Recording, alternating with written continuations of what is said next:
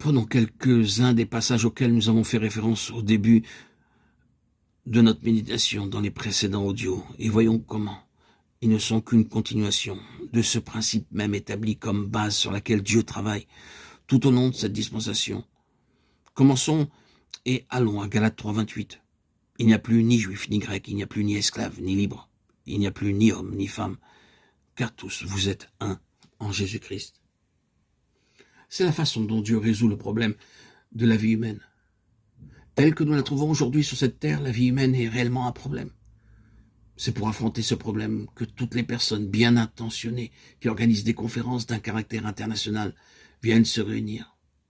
Autour d'une table, vous convoquez ceux qui font partie de la conférence. Et vous avez vos représentants des différentes nations de la Terre, de l'Est, de l'Ouest, du Nord et du Sud.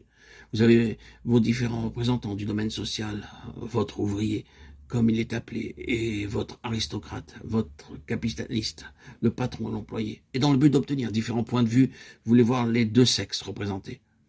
Vous travaillez alors laborieusement, une proposition est faite, mais quelqu'un de l'autre bout de la terre ne peut l'accepter et ne convient pas à leur genre de vie, à ce qui a cours dans sa nation.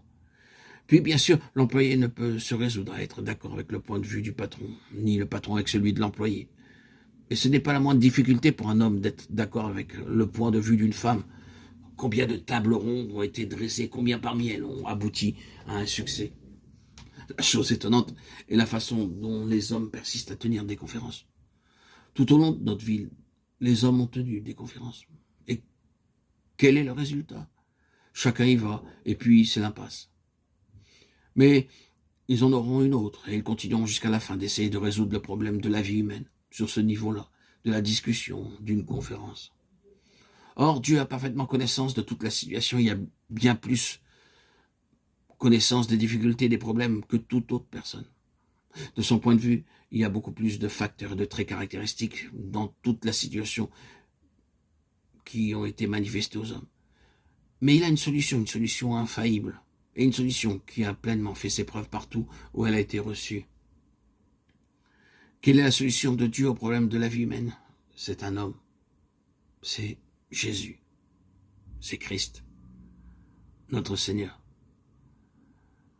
Nous trouvons le problème aussi des races, et il nous annonce, il n'y a ni juif, ni grec, par l'intermédiaire de Paul. Le problème de la nationalité. Si vous connaissez bien l'arrière-plan des Galates, vous savez que ce fut un problème de nationalité qui donne lieu à cette lettre. Les croyants d'origine juive s'attribuaient un statut au-dessus des autres croyants. Ils disaient bien, nous sommes juifs, eux sont grecs. Nous trouvons dans un domaine et eux dans un autre. Nous, en tant que juifs, possédons certains privilèges et avantages qu'ils n'ont pas. Nous nous trouvons dans une position plus favorisée qu'eux. Nous sommes radicalement supérieurs. Les juifs considèrent les grecs et les païens comme des chiens, des profanes. Comment allez-vous traiter le problème de nationalité? Vous ne résoudrez jamais définitivement ce problème par une conférence autour d'une table ronde. C'est ce problème-là qui presse tellement le monde aujourd'hui, entre les races supérieures et inférieures, entre ceux qui ont un avantage et ceux qui n'en ont pas.